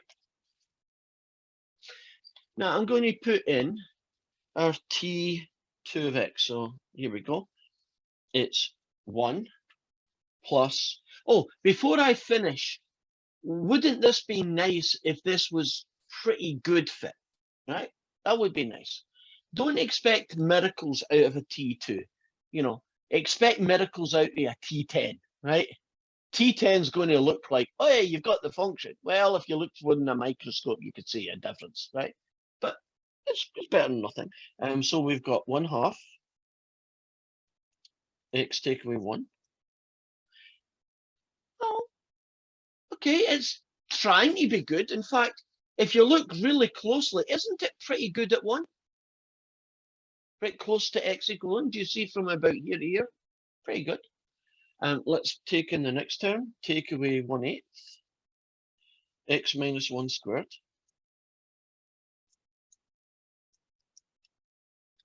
Oh, and didn't it get better? Now, would you agree it's absolutely horrible at x equals 0? And it gets worse as you travel, right? But if we are only interested in finding the square root of x close to 1, then this would do a pretty good job. So let me shrink in. I can do this. That's the wrong way. Slide it along. Slide it along. Would you agree that as long as you're picking x between what, 0.6 and 1.5, isn't the difference between those two negligible? Do you see the two curves are almost on top of each other? Which means that polynomial that I just wrote down there is a pretty good fit, right? To be able to calculate the square root of x. So what we've got now is a way to evaluate functions by using just some of their power series, typically the first 3 or 4, or the first 10 terms if you wanted to be really accurate. If you're into programming, do you see that you could program this? Couldn't you? You could basically just have this x as a variable, right? And then you could plug in the whole expression and just say evaluate the variable, you know, x equals 1.7. So let's choose an x to test it out. I'm going to choose x equals 1.4. And we're going to evaluate this function at 1.4. And then I'm going to compare it against the exact answer. And the exact answer is the square root of 1.4, right? In fact, I've changed my mind. I'm going to make it 1.44. And the reason I'm doing that is because I know the exact answer is 1.2. So we are going to evaluate T2 at this one value of x. In other words, I'm going to estimate what that fella is using this polynomial. Right? How good do you think we're going to be? Would you be impressed if it was good to 1 decimal place? Would you need 2 before you would think it was worth it? Now remember, we've only got a quadratic. It's not like we're using a lot of t's, right? Would 2 be impressive? Let's find out. I'm going to put on a guy and we're going to nip over to, I hope, are you looking at a TI-84 emulator? Okay, so I already know what the square root of 1.44 is. It's 1.2. This is the polynomial version of it. So it's 1 plus a half, which I'm just going to call 0.5, times, in brackets, x minus 1. So in brackets, 1.44, take away 1, close the brackets. Subtract 1/8. I think it's probably a good idea. Oh, wait a minute, I can do an 1/8. 1/8 is 0.125. Yeah, that's easy. Times x minus 1 squared becomes 1.44. Take away 1, close the brackets, squared. Now, when I hit enter, we are going to see what that answer is, and we're going to see how close it is to being 1.2.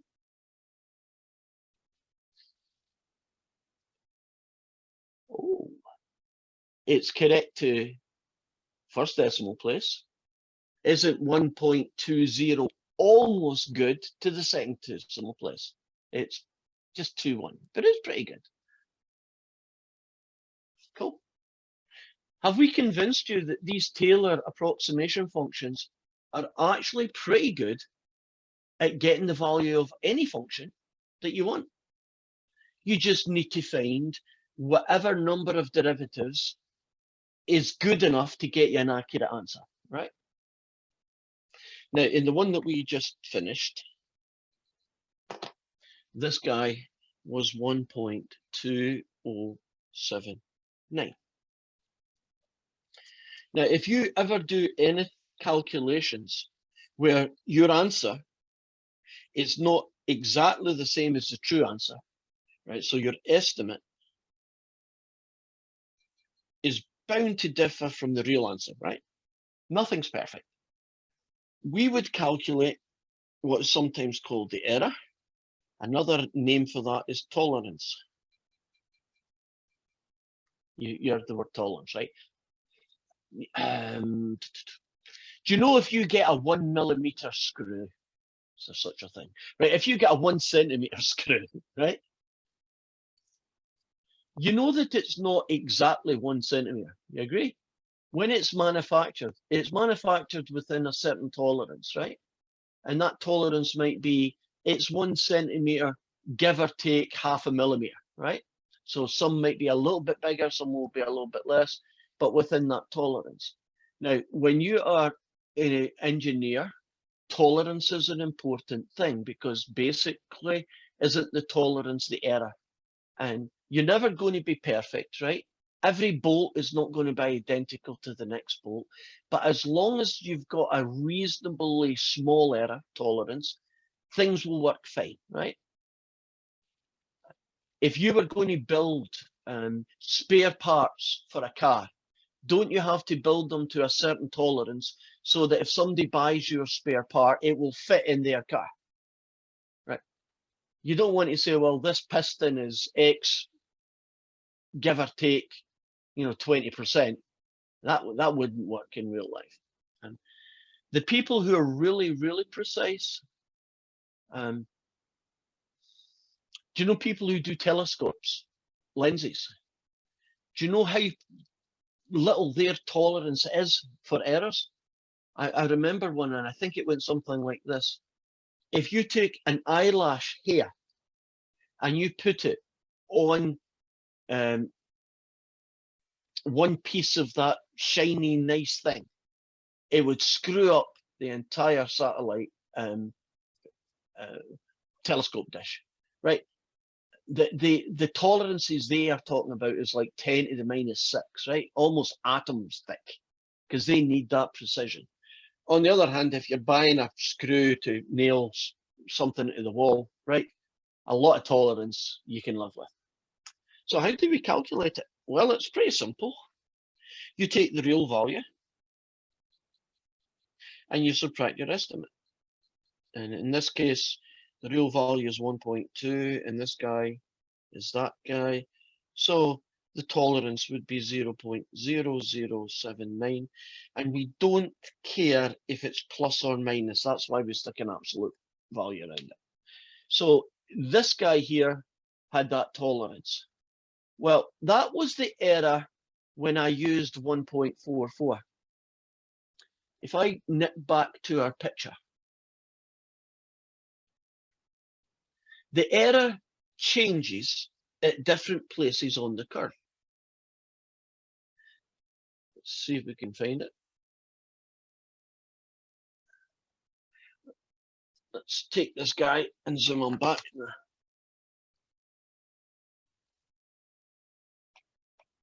Okay, Desmos is not finding me. Okay, here we go. It's found me now. I can't shrink it. There, I can do it that way, but it's not allowing me to do the other thing. Why? Why are you not behaving?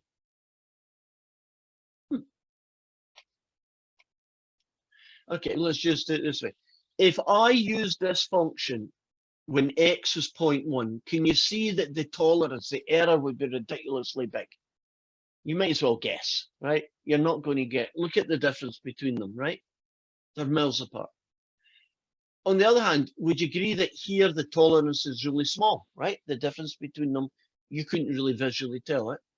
And at the far end, oh God, you don't want to do it over here, right? So what we have to figure out here is when you are using a Taylor's polynomial, what is the maximum error and how do you calculate it? So that's where we're moving to now. How do you calculate the maximum error when you're using, let's say, T2? So here is our original function. It was centered at 1, and I am going to have a range of values for x. So I am only going to use T2 of x for x's between negative 0.7, sorry, positive 0.7 and 1.2. And I would like to know what the maximum error is. Because once I know what that is, I can say, you can use this guy, and the worst case scenario, it's going to be out plus or minus 0.1, or whatever the maximum error ends up being.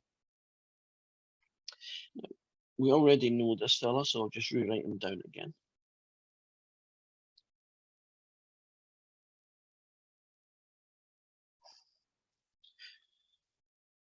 The guy that I've been calling the error function or the tolerance function actually has a different name.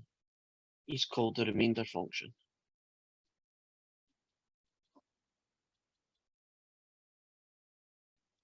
And he's described like that. So in our case, the remainder function is going to be R2 because we're using T2.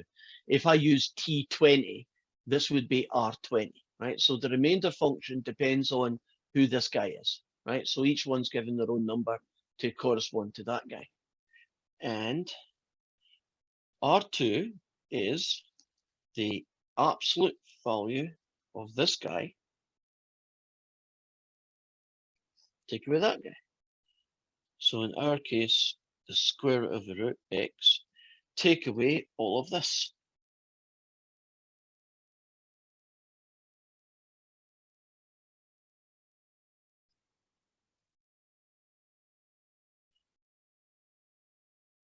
And what we're most interested in is what's the maximum value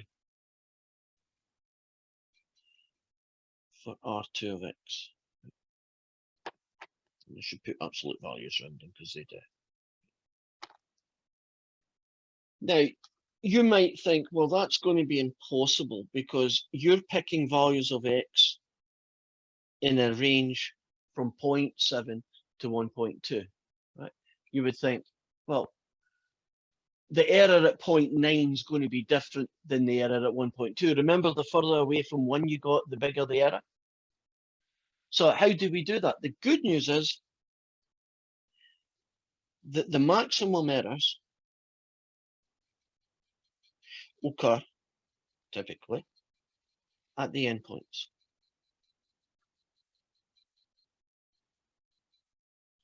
Does that make sense? If I draw a little baby picture, there's square root of x, and there's our guy. And can you imagine that being one side and this is being the other? Isn't the biggest error always going to be at the ends? So what we do is we find this guy at 0.7, and we find the value of this guy at 1.2, and whichever of these two is the biggest, that's your maximum error.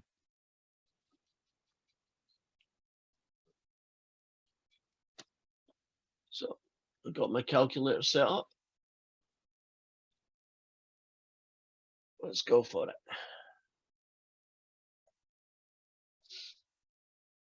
Okay, here's our fella. Right, so I take the square root of 0.7, which is the first one.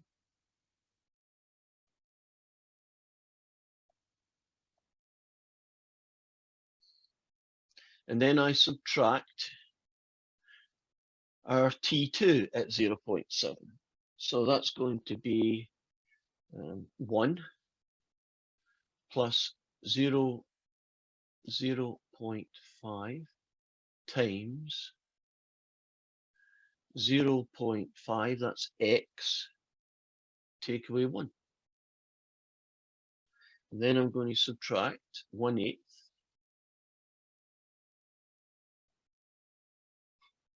times x minus 1 squared becomes 0.7. Is it 0.5 or 7? Why did I put 0.5 there? There, 0.7 take away 1. That's better. And this guy is also 0.7 squared. Close the brackets. And that's going to be the error that you get when x is 0.7. And the number I got here is 0.0479, roughly. And now I should be able to just do second entry and go back and change everybody to 1.2.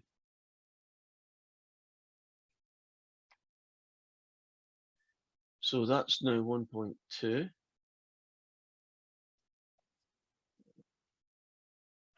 That guy is 1.2 take away 1. And this guy here should be 1.2 take away 1.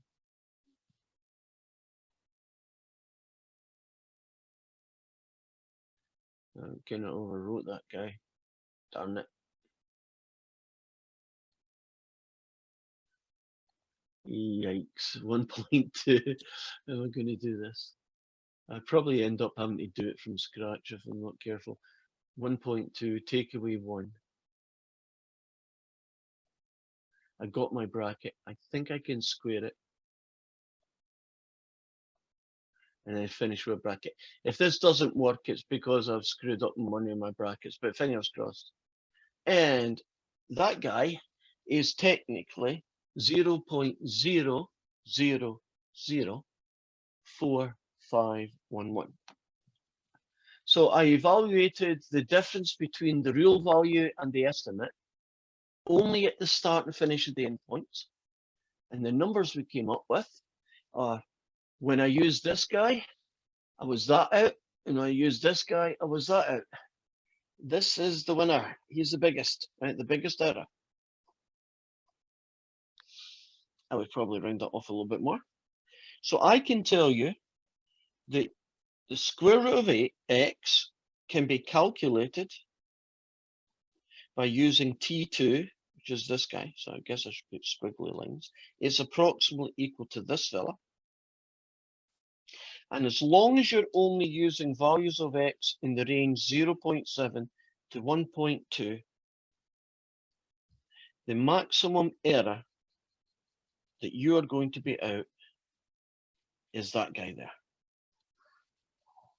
So I can safely use this guy to estimate the square root of x, and I'm pretty sure it's going to be within that. Now, if I wanted to improve my accuracy, then what I would probably want to do is maybe find T5 of x. Wouldn't the best thing to do T100 of x? Can you imagine what that might look like? But it would be really, really accurate. I'm pretty sure that the TI-84 has these guys probably, who knows, T20, T100 stored inside them. And when you ask for the square root of x, it just calls up this procedure and it plugs in x here and here and here and here and does a really vast calculation, and it pops out the answer. And their error is probably going to be good to 8 decimal places, because I think the TI-84 shows you 8 decimal places on your calculator. If it shows more, then it would be accurate too. I'm pretty sure that guy. Any questions?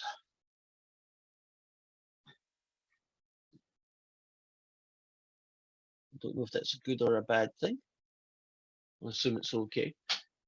It's heavy numerically, but not that heavy, you know, patterns or algebra, right? Pretty good. So So where do you get the 1.2 again?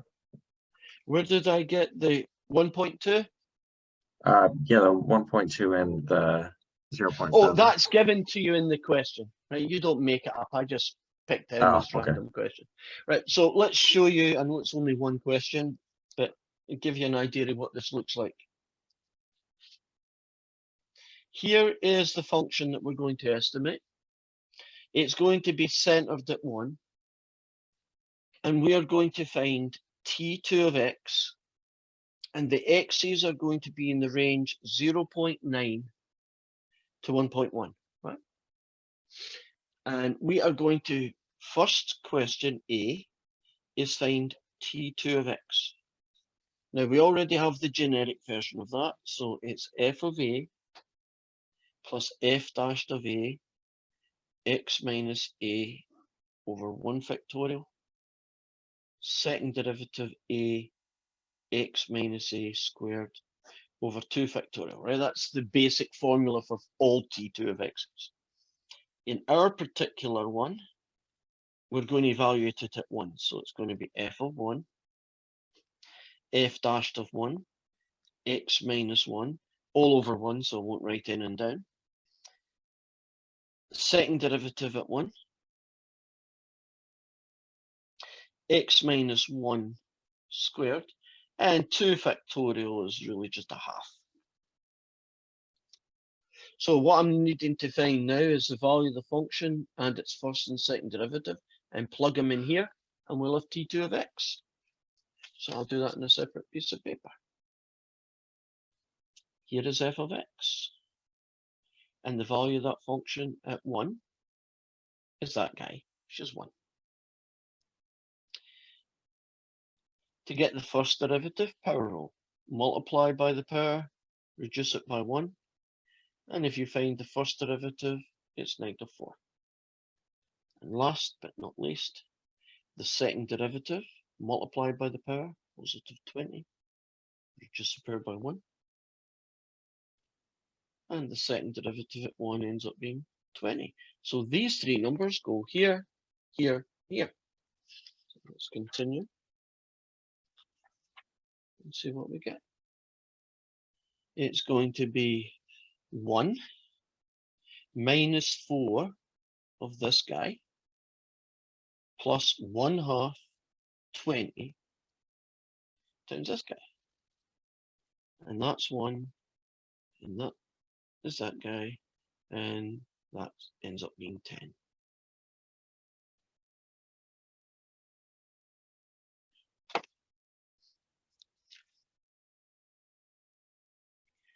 There you go. Are we comfortable with how to find t2 of x for any function at any value of a, right? First derivative, second derivative, the original function evaluated in this case at 1. Plug in the number here, here, and here, and you're done. Now, part B is asking us for the maximum value, and they write it like this. So in here, to 6 decimal places, what would the maximum error be? Up here, we have the boundary values. So let's do that in a separate piece of paper. R2 of x is the original function, take away t2 of x. In our case, the original function is that guy, and t2 of x is all of this.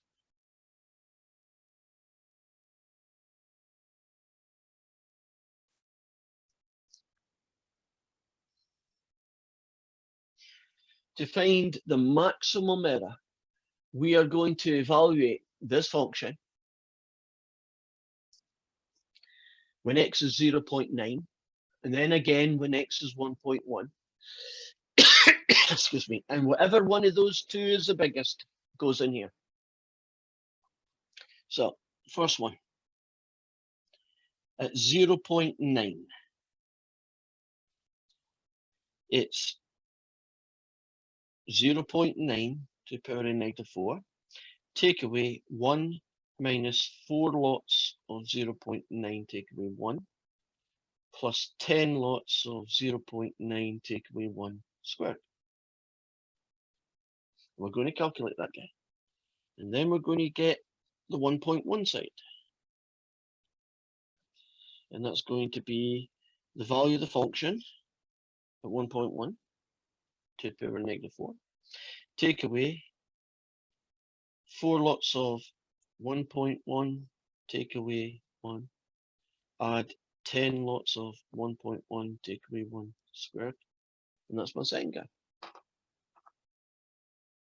Now, as long as we're careful with our calculator, shouldn't these guys be relatively straightforward, right? They're both numbers.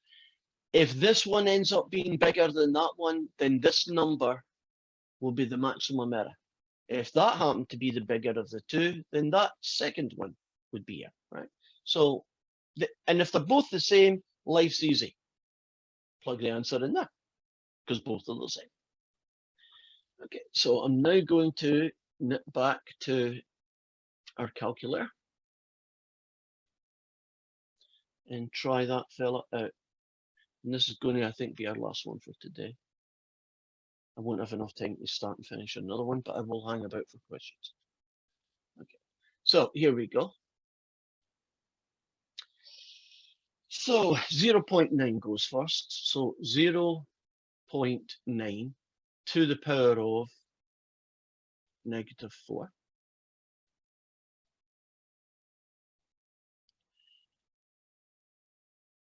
Take away, put a bracket in there, 1 minus 4 times 1.1, take away 1.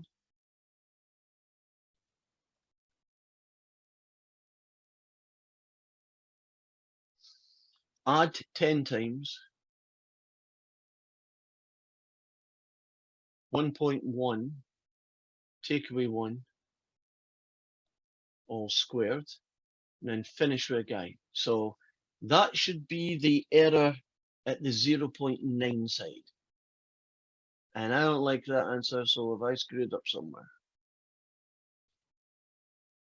1, check. Take away 4 times that guy. 1.1, check it out. That answer is just far too big.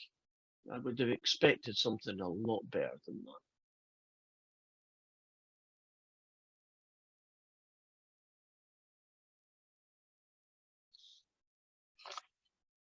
I'm just checking my calculations. 4, 20, no, nothing wrong with that. Minus, plus, nothing wrong with that. Okay, who could be wrong? Okay, let's take this guy, clear it out.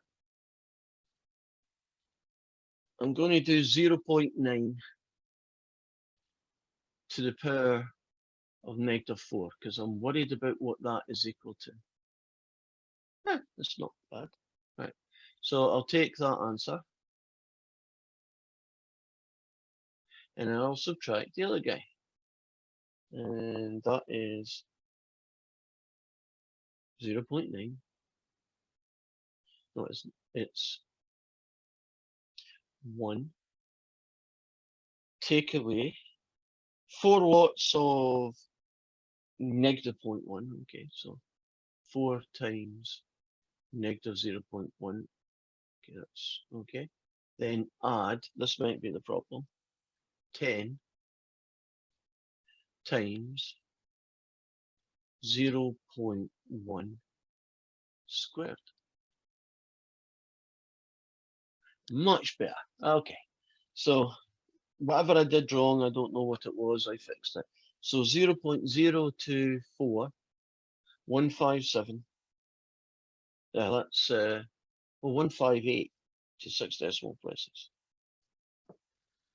And then you have to do the second answer. Right, I'll try it from scratch. I'm going to go 1.1 to the power of -4. 4. So this is the 1.1 guy. Take away in brackets 1 subtract 4 times. Oh, I'll do this in my head. 1.1 take away 1 is 0.1. Add 10 times 0.1 squared, which essentially is the same calculation as last time. And the answer is there. And we don't care about the negatives, so 0.0169, that's 487.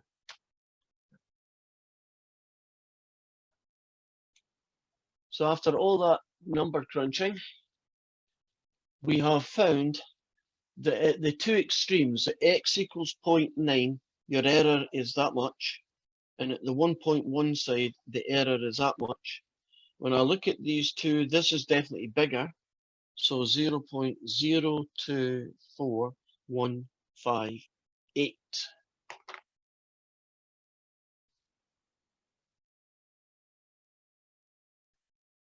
So I can tell you that if you use this T2 of x as an estimate for essentially 1 over x to the 4, which is what that is, as long as you keep within x's between these two numbers, the worst error you're going to get is you're going to be out by 0.024 roughly.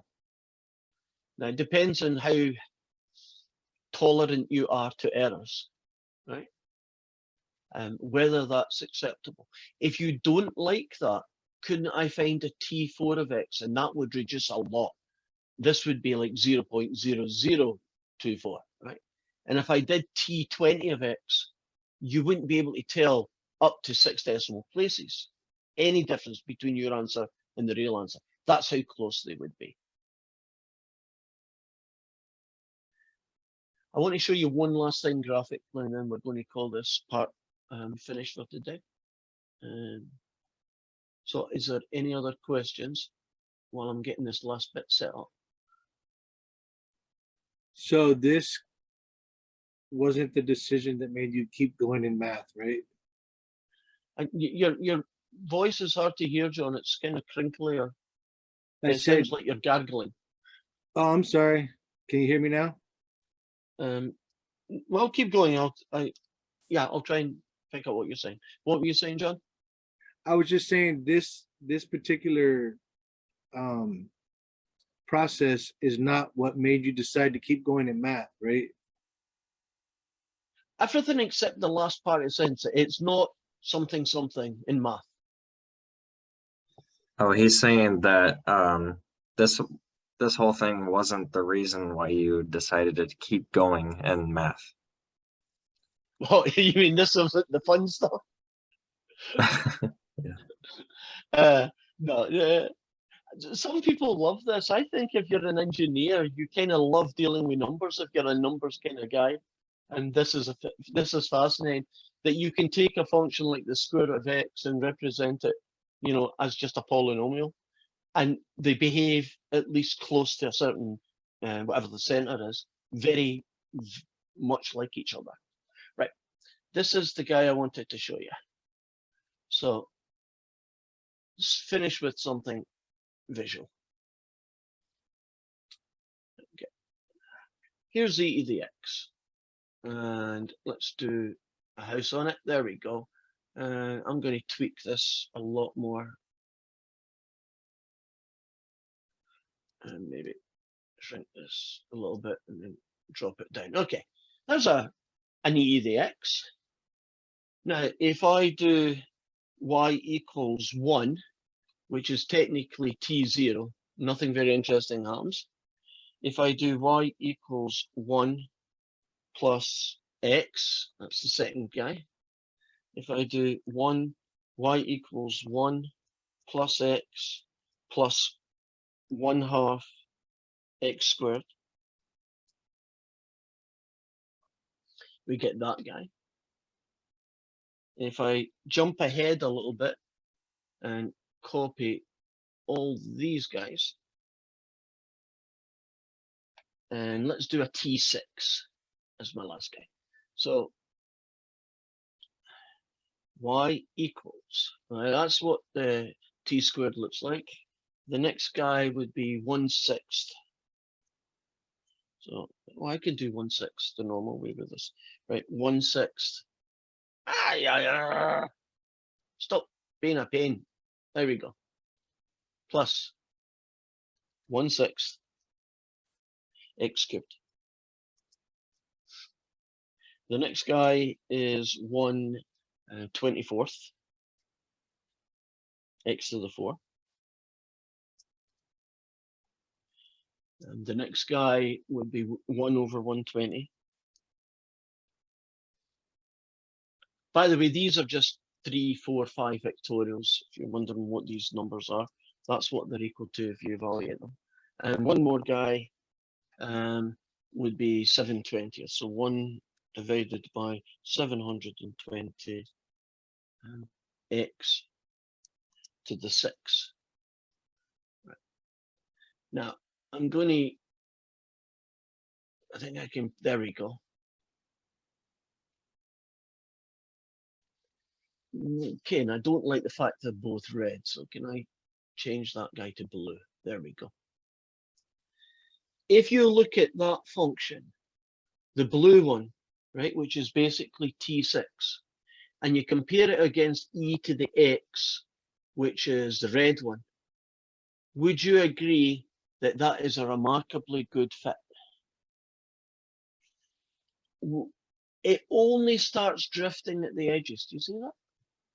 Now, if I go this way, you see it starts drifting around about -2.5, and then it drifts really badly.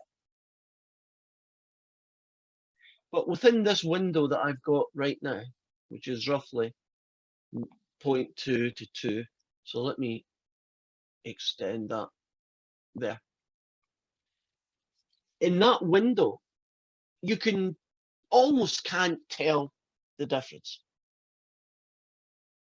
So a curve e to the x is essentially a polynomial up to x to the 6, as long as you're not that interested in expanding it that far away from 0.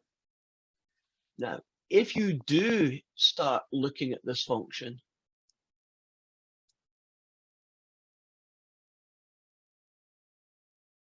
something quite weird happens. On the left-hand side, isn't the function absolutely horrible? The blue is the estimate and the red is the real answer. Do you see they're not even close? On the other side, it's very asymmetric. On this side here, aren't they following each other pretty well? I mean, they start drifting, but it takes a while, right, before anything too bad happens. So polynomials, Taylor series, are not symmetric. It doesn't mean that if I do a boundary from here to here, that the difference is going to be about the same. On one side, it could be a really, really good fit, and the other side could be absolutely horrendous.